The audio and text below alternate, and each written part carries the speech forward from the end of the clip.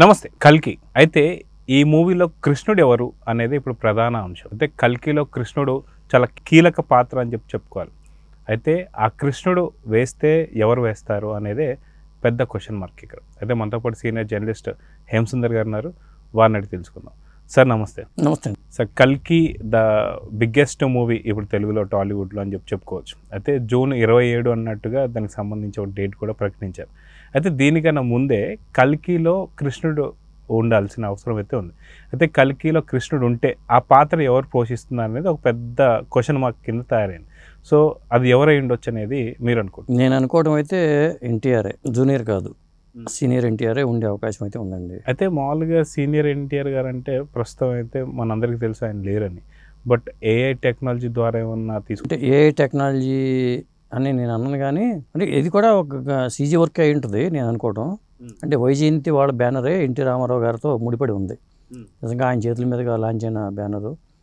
పైగా ఏంటంటే ఇది 6000 సంవత్సరాల కథ అని చెప్తున్నారు. అంటే మహాభారతం కాలం నాడు మొదలైపోయి అక్కడి నుంచి 2898 దీనికి ఒక నెంబర్ కూడా పెట్టారు కాబట్టి అప్పటిదాకా సాగే కథగా చెప్పారు కాబట్టి. అంటే సింగీతం శ్రీనివాసరావు గారు మాయాబజార్ సినిమాకి పనిచేశారు అసిస్టెంట్ డైరెక్టర్గా కేవీరెడ్డి గారి దగ్గర. ఆ తర్వాత ఆయన భైరవ దీపము, ఆదిత్య 369 ఇవన్నీ చేశారు కదా. అది టైం ట్రావెల్ కదా. ఆదిత్య 369 టైం ట్రావెల్ కదా. ఆయన ఏంటంటే శ్రీకృష్ణుడితో సైన్స్ ఫిక్షన్కి సంబంధించిన ఒక కథ రెడీ చేసుకున్నారంట. అది చేద్దామని ఎప్పటికైనా అని రెడీ చేసుకున్నారట. అయితే దానిని ఈ సినిమా కోసం ఆ కథని ఇచ్చేసారు, ఆ లైన్ ఇచ్చారు అని చెప్పి అంటూ ఉంటారు. ఎందుకంటే ఈ సినిమా షూటింగ్ స్టార్టింగ్ దశ, ప్రీ ప్రొడక్షన్ దశలోనే ఆయన కూడా ఇన్వాల్వ్ అయ్యారు. డైరెక్టర్ విఎన్ ఆదిత్యకి ఆయన గురువు గారు కాబట్టి సింగీతం శ్రీనివాసరావు గారు, విఎన్ ఆదిత్య, ఇంకా కొంతమంది టీం పనిచేశారు దీనికి, ఈ కథ విషయంలో. కాబట్టి శ్రీకృష్ణుడి పాత్ర లేకుండా మహాభారతంలోకి వెళ్ళటం అనేది అసాధ్యం కాబట్టి కంపల్సరీగా శ్రీకృష్ణ పాత్ర ఉంటుంది. ఇక లేదా వేరే నటుడితో నటింపజేశారా, దానికి ఏమన్నా ఈ ఏఐ టెక్నాలజీ ఉపయోగించి ఏమన్నా ఫేస్ ఎన్టీ రామారావు గారి ఫేస్ ఏమైనా తీసుకొస్తారా అనేది చెప్పలేం. కానీ ఎన్టీ రామారావు గారు అయితే ఉండే అవకాశం ఉంది.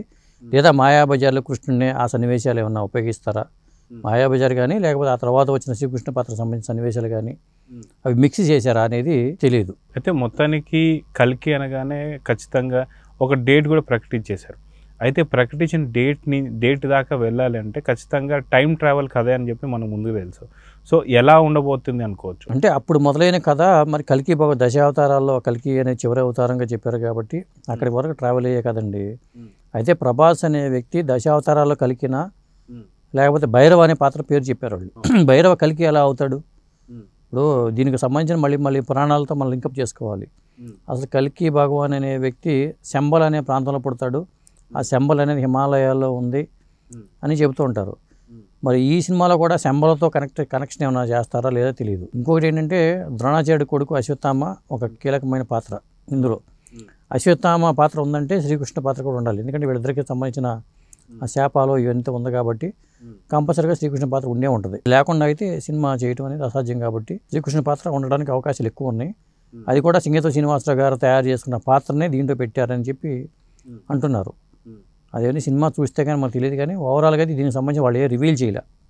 అఫీషియల్గా అయితే మనకు కొన్ని పాత్రలని రివీల్ చేసుకుంటూ వచ్చారు. భైరవ పాత్ర చెప్పారు, అలాగే ద్రోణాచార్యుడు కొడుకు అశ్వత్థామ పాత్ర చెప్పారు. ఇంకా చాలామంది నటులు దీంట్లో కనిపిస్తున్నారు కాబట్టి ఎవరెవరు ఏ పాత్రలు పోషించారని తెలియదు. ఒకవేళ ఏమన్నా మరి జూనియర్ ఎన్టీఆర్ని కూడా ఏమైనా గెస్ట్ రోల్గా పెట్టారా శ్రీకృష్ణుడిగా, ఎన్టీ రామారావు అది పోషించిన ఆ శ్రీకృష్ణుడు పోషించాల్సి వస్తే నేను అనుకోవడం ఏంటంటే మన అశ్విని దత్ గారికి సెంటిమెంట్, ఎన్టీ రామారావు అనే సెంటిమెంట్ ఉంది.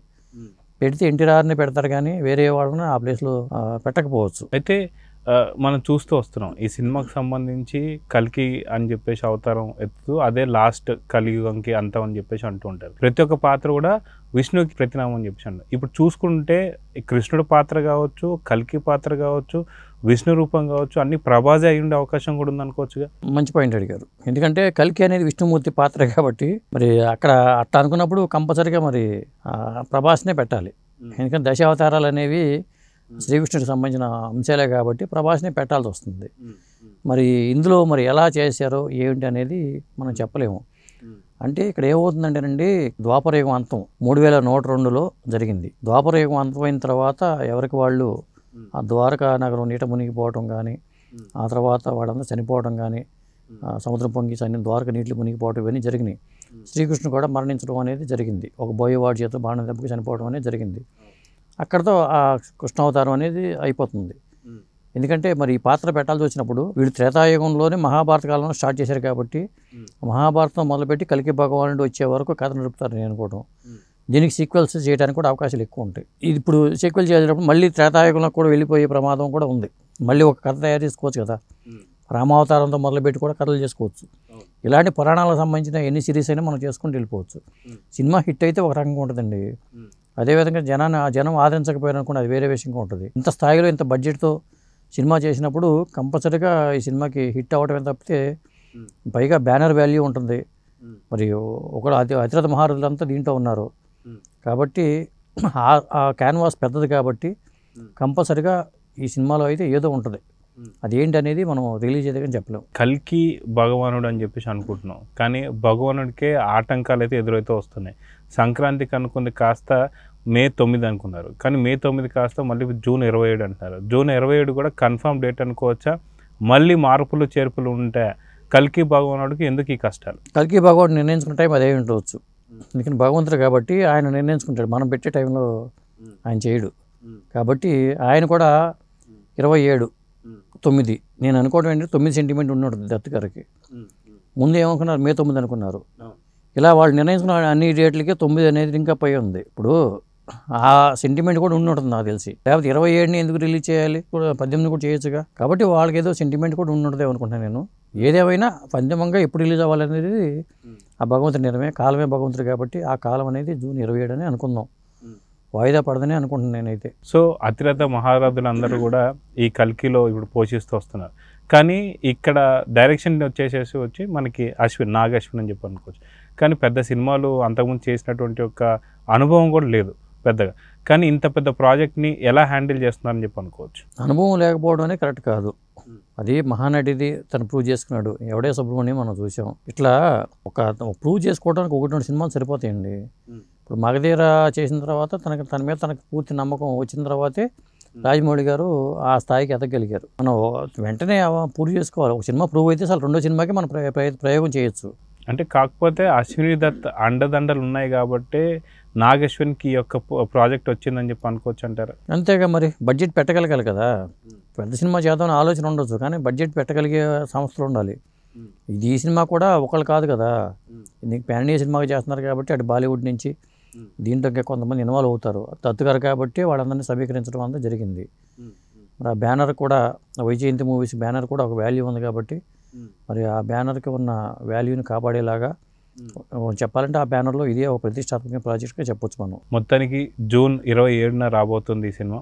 ఆఫ్టర్ ఎలక్షన్స్ రిజల్ట్స్ కూడా అప్పటికి వచ్చేస్తుంటాయి కాబట్టి సో వచ్చేటువంటి ఒక ప్రేక్షకులు కూడా పెద్ద ఎత్తున వచ్చే అవకాశం ఉందనే జూన్ 27ని డిసైడ్ చేశారంటారా? అంతే, జూన్ 4న ఎన్నికల ఫలితాలు వస్తాయండి. అప్పుడు దాకా కొంతవరకు డల్గానే, ఇప్పుడు మన ఏప్రిల్ కానీ ఇప్పుడు ఈ మే నెల కానీ మా సినిమాలు అంతా థియేటర్కి ఎవరు వెళ్ళట్లా. అందరూ కల్కి కోసం ఎదురు చూస్తున్నారు. కల్కితోనే మళ్ళీ వైభవం థియేటర్కి వచ్చే అవకాశాలు ఎక్కువగా ఉన్నాయి. సో చూద్దాం సార్, నిజంగా ఆ కల్కి భగవానుడే టైం కరెక్ట్గా జూన్ 27 ఫిక్స్ చేసుకున్నాను అనుకుంటే ఖచ్చితంగా ఈ సినిమా మళ్ళీ పోస్ట్పోన్ కాకూడదని చెప్పి కోరుకుందాం. నమస్తే.